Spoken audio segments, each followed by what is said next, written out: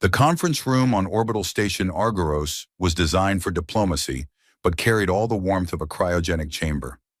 Sleek metal walls gleamed under unyielding white lights, and the air filtration hummed like an anxious breath. In the center, humans and Eliari sat across from each other at a crescent-shaped table made of translucent composite, pretending they weren't profoundly uncomfortable. Elias Crane had been to his fair share of diplomatic events, treaty renewals, planetary trade talks. That one time, two moon colonies argued over the ownership of a drifting asteroid shaped like a potato. But this was different. The Eliari delegation was silent. Not in the professional, tight-lipped way diplomats usually were, but truly intensely silent, as if sound itself was beneath them. They didn't speak. They barely moved. They stared, their expressions unreadable beneath elegant, expressionless faceplates. Elias leaned back in his chair, hands folded behind his head in a manner that earned him a subtle glare from Ambassador Corvin, his superior and a man with the warmth of a rusted transmission coil. "Crane," Corvin whispered, "please try not to offend anyone today." Elias smiled without looking at him. Define offend. Is breathing too hard still considered aggressive posturing? One Eliari in particular had caught his attention. Seated at the far end, slightly apart from the others, was a tall, armored figure unlike the rest. Her armor was darker, etched with fractal patterns that shimmered faintly in the station's artificial lighting. Her helm, like the others, had no visible eyes, but somehow Elias could feel her gaze piercing through it. Watchful, still. A statue of tension. Her title was General Virea Sal, and according to Keon, the cultural analyst with a soft spot for Eliari mythology and bad coffee, she hadn't spoken aloud in over a decade. She's what they call a Voxsworn, Keon had explained earlier over a breakfast of nutrient slop and rehydrated fruit. A military caste who've taken a vow of silence. They believe words carry power, and the fewer you use, the more potent each one becomes. So basically, Elias had said, poking at the gray square on his plate, she's the strong, silent type. More like the ancient, terrifying, might kill you if you mispronounce her name type. Elias had raised his spoon in salute. My favorite kind. Back in the conference room, the humans talked. The Eliari listened, or stared. It was hard to tell. Ambassador Corvin droned on about economic corridors and neutral zones and post-conflict transparency initiatives. Elias nodded sagely whenever Corvin looked his way, pretending to care while his thoughts drifted. He hated meetings. They always felt like plays where everyone forgot their lines but insisted on continuing the performance anyway. The break came 90 minutes later, and Elias bolted for the refreshment table like a man in the desert spotting a vending machine. The Eliari remained where they were, except for one. The silent woman, Virea, stood. She moved with the grace of a shadow slipping free from a wall. One of her attendants approached with a small metallic case, and with careful precision, began to help her remove her helm. Elias, sipping lukewarm stim caf from a paper cup that felt too thin for space, turned just in time to see her face. It was human-like, mostly. Smooth skin with a slight silvery hue, high cheekbones that caught the light like sculpture, and long, elegantly pointed ears that rose like delicate curves of metal. But her eyes, they were not human, not by any definition, Elias knew. Gold. Not the flat, dusty gold of old coins, but a molten, swirling gold, like light trapped in a whirlpool. They shifted as if alive, reflecting far more than the room around them. He blinked, uncertain if they were real or if the calf was stronger than advertised. And before he could stop himself, before any diplomat filter kicked in, the words slipped from his mouth, soft and genuine. Your eyes are beautiful. The room froze. He didn't mean to say it that loudly, or at all. It just, happened. The words echoed for a moment too long. A few heads turned. Corvin's face went the color of overcooked shrimp. One Eliari's armor gave a sharp click, like a warning. Virea didn't react immediately. She stood still, her helm held in one hand, her golden eyes fixed on Elias with the weight of several galaxies. Her expression remained unreadable, but something in the air changed. Elias chuckled nervously and added, I mean, Objectively, aesthetic observation. Not romantic, unless that's the vibe. Is it the vibe? Because if so, I rescind the vibe. No one laughed, not even the humans. Right, Elias muttered, sipping his caf. Just gonna stand over here now and reevaluate every decision I've ever made. Varela blinked once, slowly, then turned without a word and walked away, her helm returning to its place with a soft hiss. The rest of the Eliari followed, silent as shadows. The meeting was over. Later, in the debrief room, Corvin rubbed his temples like he was trying to strangle his own brain. You complimented an Eliari general's eyes, Crane. It was a reflex, Elias said. They were very sparkly, hard not to notice, like two tiny suns doing synchronized dances. Corvin looked like he was debating between murder and resignation. Keon, however, was laughing so hard he spilled his stimcaf. Do you even know what that means in their culture? I assume something worse than a Hallmark card? Keon wheezed, wiping his eyes.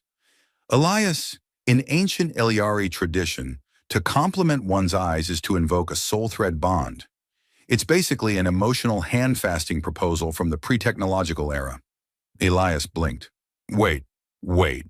Are you saying I accidentally married a war general? Not officially, just symbolically. Maybe, probably. Elias stared at the wall, then muttered, well, I guess that explains why no one invited me to the after-party. Outside the sealed chamber, in the Eliari wing of the station, Varela stood alone. Helmet removed, eyes still molten gold. She touched the side of her temple, activating a neural archive interface. A soft voice, her own, echoing from stored memory, played in the air before her. Should one speak of the eyes, the threat awakens. Let none invoke it lightly. She stared at the reflection in the polished wall and whispered in a voice unused for years. Why now? The next morning, Elias Crane woke to the gentle, relentless chime of a station announcement and the far less gentle sensation of his bunkmate's boot colliding with his hip. Up, lover boy, Keon said, arms folded, grinning like a hyena that had just discovered caffeine. Your wife might be waiting.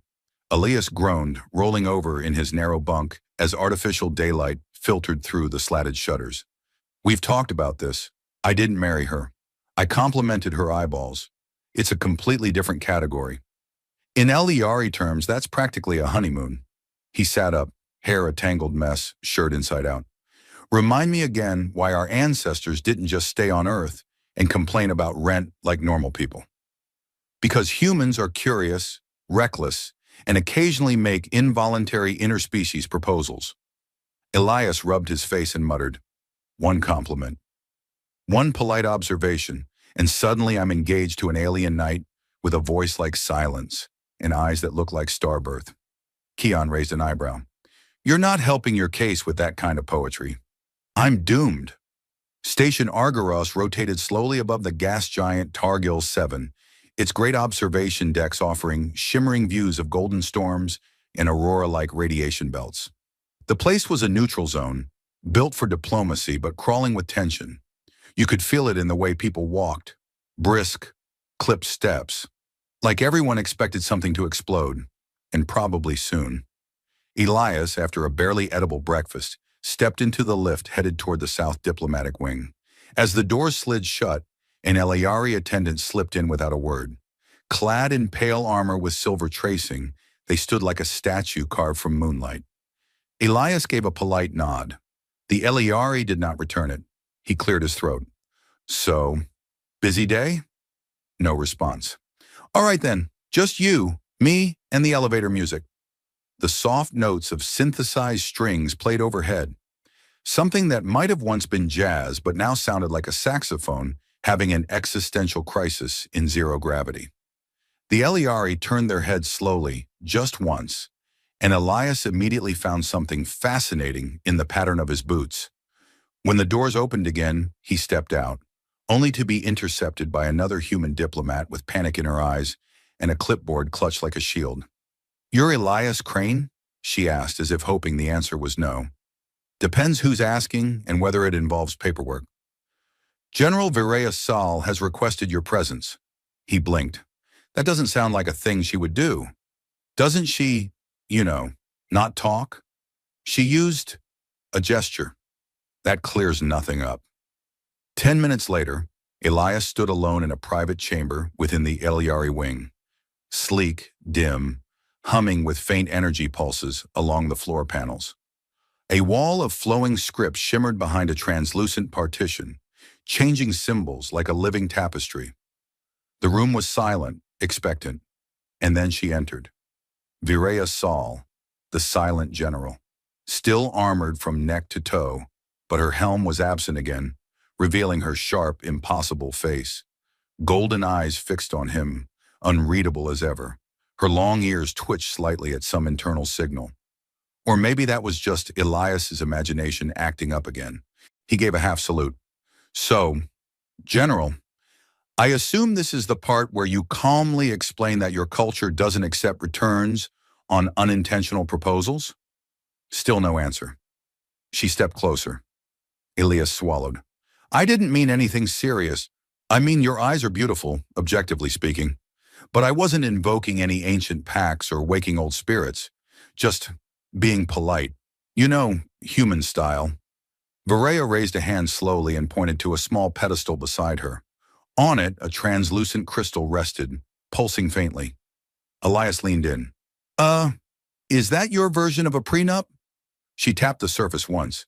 The air shimmered and a projection sprang to life. Three-dimensional, a flickering hologram of a younger Viraya kneeling in front of an elderly Elyari, both dressed in ceremonial robes. A voice played in Elyari dialect, then translated smoothly through a diplomatic AI interface. To speak of the eyes is to name the soul. Only the bond-forged may offer such words. The image faded. Viraya watched Elias with a blank expression, then tilted her head slightly. Elias gave a weak laugh. I see. So, I, violated a sacred rite, accidentally invoked a soul-binding bond, and might now be your, betrothed. That about the size of it? Viraya tapped the pedestal again. A second projection appeared. This time Elias saw himself. Grainy surveillance footage from the day before. Coffee in hand saying, "Your eyes are beautiful." He winced at the playback. All right, he muttered. That really doesn't sound better out loud. Viraya stepped closer. Too close. He could smell something sharp and cool on her. Metal and spice and something faintly like ozone. Then to his utter surprise, she smiled. It wasn't a human smile. Her expression barely shifted. Just a soft upward curve at the corner of her mouth. But it radiated a quiet amusement. A flicker of something light beneath all that ceremonial silence. She raised her hand again, this time holding something. It was a fruit. Round, red, spotted with silvery specks. Elias blinked. Is this a snack? A weapon? A symbolic gesture that means you're claiming me as your property? She offered it with two hands. He took it carefully, half expecting it to detonate. It's, pretty. What is it? Viraya tapped her chest, then pointed at him, then nodded. Elias narrowed his eyes. Wait, this is your name fruit or something, isn't it? You're giving me your name fruit? Isn't that like space marriage in your culture? She tilted her head, clearly enjoying his confusion. He sighed. I'm either going to be incredibly honored or accidentally eaten during a moon blessing ritual. She raised a hand in a gesture that resembled a salute, then turned and left without a word. Elias stood there for several moments, holding the glowing fruit like it contained the fate of two worlds. Okay, he muttered to the empty room. Cool. No pressure. The fruit pulsed once, faintly warm in his palm. He stared at it. She's totally into me, isn't she? The fruit glowed faintly on Elias Crane's bunk, like a tiny beacon of cosmic confusion. It hadn't stopped pulsating since Viraya handed it to him. An odd biological rhythm, somewhere between a heartbeat and a very calm, very judgmental metronome. He stared at it from across the room as if it might suddenly sprout limbs and demand child support. Keon walked in, munching on a protein bar. Still alive, I see. You didn't bite it, did you? Elias didn't look up.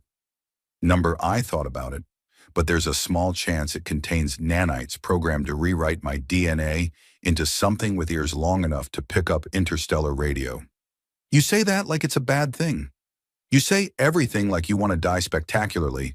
Keon pointed with his half-eaten bar. So what's the current theory? Marriage fruit? Honor token? Space melon of binding doom? Elias rubbed his temples. It could mean devotion. It could mean I'm now her diplomatic hostage. It could mean, here, carry this so the worm priests don't sniff me out. I don't know, Keon. Elyari customs are half poetry, half laser trap. The fruit pulsed again, casting a faint reddish glow across the wall. Elias swore it was getting brighter. Okay, Keon said, backing away. If it starts humming in a minor key, I'm leaving the station. Elias gave a weak laugh, then turned serious. I've been thinking, maybe I should talk to her again. Just clear things up. Politely, carefully, without saying anything about her anatomy. Keon gave him a mock salute. Brave man. Tell her I said hi, and that I'd prefer not to be vaporized as part of any romantic collateral damage.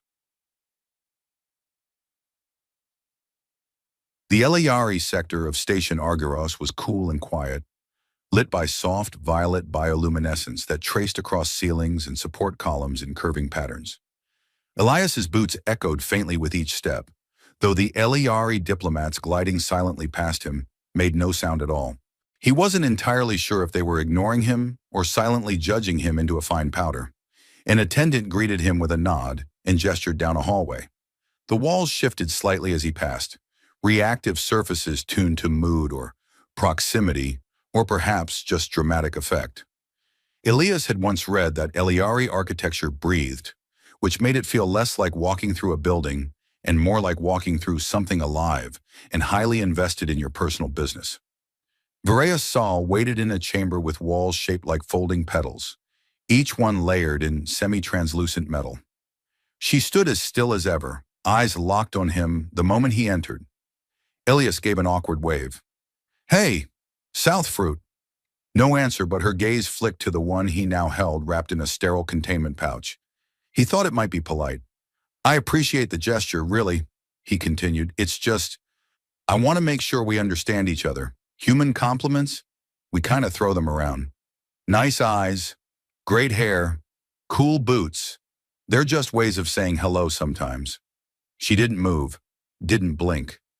Elias cleared his throat. So if I accidentally proposed marriage or initiated an unbreakable blood pact that binds my lineage to yours until the heat death of the universe, I'd like to politely, respectfully walk that back. Silence. Then she stepped forward. With both hands, she produced something and held it out. A small, rectangular slab, covered in shimmering script. He took it, confused. It was a book. A translated copy of Elyari Ritual and Binding Customs, a practical overview for non-Elyari personnel. Subtitle, So You Didn't Mean to Propose. Elias stared. This is a pamphlet? Viraya's eyes narrowed faintly, not unkindly, almost amused. You've had this the whole time? She nodded. You gave me a glowing fruit before this? Another nod. Elias exhaled, laughing despite himself. You're messing with me. Her ears twitched. He grinned. That was a joke, wasn't it? You're messing with the clueless human diplomat. She inclined her head, and for a moment he thought she might laugh. If the Elyari did such things. You're cruel, Elias said. Elegant and terrifying, but cruel. She stepped closer again, and this time her voice emerged, low and quiet but clear. You complimented a general of the Ninth Wave during a rite of silence. You called her eyes beautiful, knowing nothing of the implication. And then, you accepted her offering. Elias opened his mouth to protest, but she raised a finger. In Elyari tradition, she continued, this is considered adorable. His brain briefly stalled. Wait, adorable? She gave the barest smile. A small chaos. Unexpected. Charming. He blinked. You like that I fumbled my way into an interspecies diplomatic crisis? Her eyes sparkled faintly and she nodded once. I have studied humans. You thrive on accidents, serendipity. You make mistakes, loud, unapologetic ones, and somehow you survive. Mostly, barely. He held up the fruit again. So, I'm not engaged? Not yet. There was a long silence. Elias stared at her, then at the glowing fruit. Okay, good chat. Great. I'm going to go now and have a small panic attack in private. She raised a hand. Wait. He froze. Varela extended something else. A thin, rectangular device. Sleek, glowing, Eliari text scrolling along one edge. A translator? She nodded. Updated. It includes subcontextual intent cues. He stared. Like, emotional nuance? Correct. So the next time I say, your eyes are beautiful, it'll clarify I mean it in the friendly, non-marriage proposing, please don't bind me in starlight way? She raised an eyebrow. It will attempt. He took it, smiling. Progress.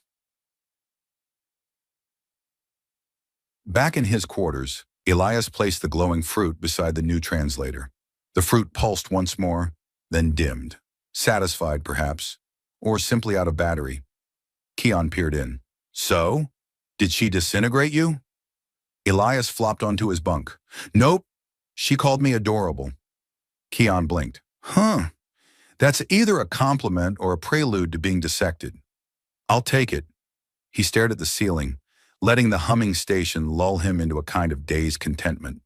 The fruit pulsed once more. Slow, steady. Elias reached out and tapped it gently as if saying, yeah, I know. I'm in trouble. Elias wasn't entirely sure how a fruit could be smug, but that was the best word for it. Every time he walked past the thing, it gave off a faint, triumphant pulse, like it knew it had successfully roped him into something cosmic and irreversible. He'd even tried shoving it into one of the station's containment lockers, but somehow it ended up back on his bunk, sitting squarely in the center like it had claimed the territory. Do you think it's sentient? He asked Keon over a morning ration pack that tasted suspiciously like floor wax. Keon eyed the fruit from a safe distance. I think if it starts asking for music preferences, we should eject it into the sun. I tried that. The airlock refused to open. That's comforting. Elias had meant the comment as a joke, but now that he said it aloud, he wasn't so sure. Everything around Varela Sol seemed to defy expectation. Half mysticism, half advanced science, and all wrapped in a cultural etiquette manual he couldn't read fast enough. The Eliari weren't malicious, just elaborate, like if origami had developed spaceflight and started a diplomatic corps. Later that day, he returned to the Eliari sector, translator in hand, hard-hammering despite himself. The device had been surprisingly effective so far. During the previous night, he'd tested it with Station AI's Eliari cultural subroutines, asking increasingly ridiculous questions like, how do I apologize for stealing a ceremonial boot during a storm festival? It hadn't flinched once. The walls in Varela's wing had subtly changed again. The soft, petal-like panels had narrowed, creating tall slits that shimmered when he passed. Whether they were aesthetic or served some deeper psychological function, Elias had no clue. The Eliari, it seemed, were masters of making you feel like your thoughts were being listened to before you even said them. Varela stood near a levitating table surrounded by projections of star maps, trade routes, and fluid motion diagrams. When Elias stepped in, she glanced up, not startled, not annoyed, just aware, like she always was. The way her eyes moved made him feel like she'd scanned 100 possibilities the moment he entered and had already chosen the one where he didn't embarrass himself. He held up the translator. Ready for round 2? I accept the challenge, she replied, her voice as smooth and precise as ever. Elias smiled. Okay, today I'd like to not initiate another marriage rite or insult your great-aunt by blinking too fast. Ambitious, I know. She gave a slight incline of the head, which he was starting to recognize as Eliari for mild amusement. Maybe, or maybe it meant I could vaporize you in under 3 seconds, but I'm choosing not to. Varela gestured toward the projection. This is the path of the Black Spiral Convoy, merchant ships following gravity vortices between moons near the Algor Expanse. Elias leaned in. I think I've read about that. Most dangerous trade route this side of the galactic core. Great for coffee smugglers. She turned just barely. Coffee smugglers? Oh yeah, illegal in 5 systems. The Terran kind anyway.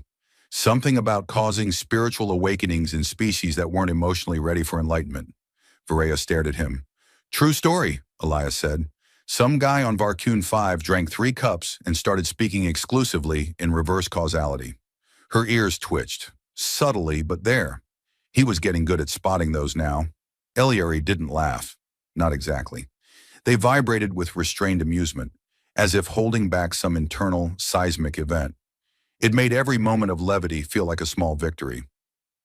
I have never tried Terran coffee, she said. You'd either love it or declare war on our digestive systems. Either way, it'd be a memorable afternoon. She gestured again, this time to a projection of Eliari bioarmor schematics. Would you like to see the construct I wore during our first meeting? Elias blinked. Oh, sure. The projection shifted, revealing a sleek set of armor he remembered all too vividly. Elegant curves, glimmering black surface, and glowing veins of green-blue energy. In the right light, it had looked less like armor, and more like the person wearing it had emerged from a nebula. I was slightly intimidated, he admitted. She gave him a long look. Good. Elias chuckled. So it was intentional. Okay, you were going for the full Galactic Reaper with cheekbones vibe. I wanted to ensure you understood the gravity of the meeting. Well, you succeeded. I nearly saluted a ficus on the way in, just to be safe. She looked at him again, eyes narrowing, not in irritation, but in that quiet, analytical way that told him she was sorting through dozens of interpretations of what he'd just said. I have read of humor being a defense mechanism. Oh, definitely. Humans basically evolved sarcasm to survive awkward mating rituals and imminent doom. Her head tilted. You are difficult to predict. Thank you, I think. Silence stretched out between them. The projections continued spinning. Maps, armor pieces, star beasts cataloged by the Eliari Defense Circle. Elias wasn't sure if the quiet was comfortable or deeply formal. Probably both. Then Varela asked, why did you compliment my eyes? Elias hesitated. The question came out of nowhere, but not with hostility, more like a riddle waiting to be solved. I don't know, he admitted. You looked like you were carrying a whole solar system's worth of pressure on your shoulders, and nobody had said anything nice to you all day. So I did. It wasn't calculated. She didn't respond for several seconds. Finally, she said, in the Eliari memory tradition, we preserve the first words of those who see us without expectation. Elias blinked. Wait, is that what I did? Saw you? Without expectation? Yes. Huh. You must think I'm incredibly reckless. No, she said softly. I think you are incredibly human. Elias stood there, heart doing weird gymnastics. Somewhere deep in the station, a pipe hissed, and a maintenance bot scuttled past the door, making fart noises as it went. The moment hung awkwardly and hilariously in the air. Elias grinned. See? That's us. Noble sentiment immediately followed by dumb machine comedy. It's how we cope. Varela regarded him, then turned back to the projections. But she said one final thing before the door retracted behind him. Tomorrow, she said, you will bring me this coffee. And just like that, Elias realized something terrifying. He was on a first date with an alien general, and he had no idea what the dress code was. It wasn't the way Elias imagined his last day on the diplomatic station would begin.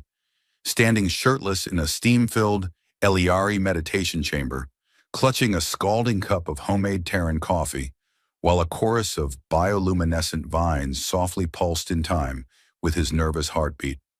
This isn't weird, he muttered. It's cultural exchange, not a weird date. Nope. A door, more of a membrane really, peeled open with a fluid motion, revealing Varela Sol in ceremonial robes stitched with threads that shimmered like condensed starlight. Her ears were adorned with crystalline cuffs, the same green-blue as the armor she once wore when they met. She was, as always, composed. But this time, there was something different. Her posture was relaxed, and her gaze held no defensive measure, only something close to warmth. You have prepared the ritual beverage, she said, stepping closer. I used a hydroflux filter, ground the beans myself, and didn't accidentally vaporize anything. So yeah, coffee diplomacy is go. She accepted the cup with both hands as if it were something sacred. And maybe to her people, it now was. When she took a sip, her eyes widened. Barely, but enough. It is bitter, Elias nodded. Yup, that's how you know it works. She took another sip. There is a surge of sensation, like a thought storm behind the eyes. Welcome to human enlightenment. They sat, not on chairs, but on low platforms suspended in midair by magnetic pulses. Around them, the Eliari chamber reacted, colors shifting in the walls, delicate strands of light weaving themselves through the air like curious specters. The Eliari environment had always responded to emotional resonance, and now it pulsed gently, calm and curious. Varela turned her head slightly. You are scheduled to depart today. Yeah, back to the Terran diplomatic fleet. Apparently my role here is complete. Is that how you feel? Elias stared at his own cup. Honestly, I feel like I just started to understand what any of this means. You, your culture, that fruit that won't stop following me around. Varela looked over his shoulder. It has bonded to you, likely an imprinting reflex. Right, so I've accidentally adopted a space coconut with abandonment issues. She gave a soft breath, half sigh, half amused exhale. The Eliari Council has discussed your actions extensively. Uh-oh. They consider your compliment a spontaneous emotional gesture, a new model for engagement with nonlinear empathic species. Elias blinked. Wait, you mean my awkward flirting is now policy? A subsection, she clarified, entitled Unanticipated Resonant Bonds in Low-Stress Contexts. He nearly choked on his drink. That sounds so clinical. Can't we call it, like, the complement clause? I will suggest it. A long moment passed between them, the kind that once would have been filled with political tension, but now settled easily. Elias realized just how far he'd come, from a nervous, over-prepared junior envoy with a terrible haircut, to someone who could sit in an alien sanctuary and joke with one of the most enigmatic figures in the quadrant. I've changed, haven't I? He said aloud. Yes, Varela said simply. You are no longer afraid of silence. That caught him off guard, but she was right. When they first met, he'd filled every gap with words, trying to cover discomfort with humor. Now, he still made jokes, sure, but not to hide, just to connect. Outside the chamber, the station gave a low, resonant hum as ships undocked. The Terran fleet was preparing to leave, and with it, Elias's temporary assignment. But something in him hesitated. I don't want this to just end, he admitted. It does not have to. But we're from completely different species, different cultures. You have ceremonial armor that could tear through a tank, and I get motion sickness from shuttle turbulence. Varela tilted her head. We are different, yes, but in the quiet, we understand one another. That is rare. He looked at her then, not as a symbol or a diplomat, or even the woman who had terrified him on day one, but as someone who had seen him, really seen him, in a way few others had. Elias reached into his satchel and pulled out a small black box. This isn't a ring, he said quickly, opening it to reveal a data crystal. Just a recording. My favorite music, some Earth comedy shows, few recipes, and a hologram of my dog. You know, stuff that helps explain me. Varela accepted it solemnly. I will treasure it. He stood. I guess I've requested that you remain. He froze. Wait, what? The Eliari delegation has submitted a joint mission proposal, a Terran Eliari diplomatic research post. Here, co-led. By us. Us? Your jokes balance our logic. Your unpredictability forces adaptation. Your coffee is dangerous but effective. Elias laughed. That might be the nicest thing anyone's ever said to me.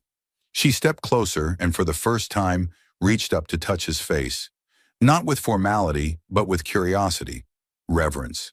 Her long fingers traced the line of his cheekbone, her eyes reflecting the ambient starlight filtering through the walls. You once said my eyes were beautiful, she said softly. I meant it. I know. When they walked out of the chamber together, the station didn't erupt in cheers. There were no fireworks, just the steady hum of life continuing on. But to Elias, everything had changed. Because now he wasn't just a guest. He was part of something. An alliance, a bond, a future that didn't quite make sense on paper but felt right. As they passed a corridor, the fruit rolled after them, obediently chirping. Viraya didn't even blink. You should name it. I was thinking Phil. It looks like a Phil. It will now answer to that name. Of course it will, Elias sighed. Why wouldn't it? And together, Human and Elyari, ambassador and general, ridiculous and reserved, they stepped into the future. Complicated, vibrant, and totally unpredictable. Just the way it was meant to be.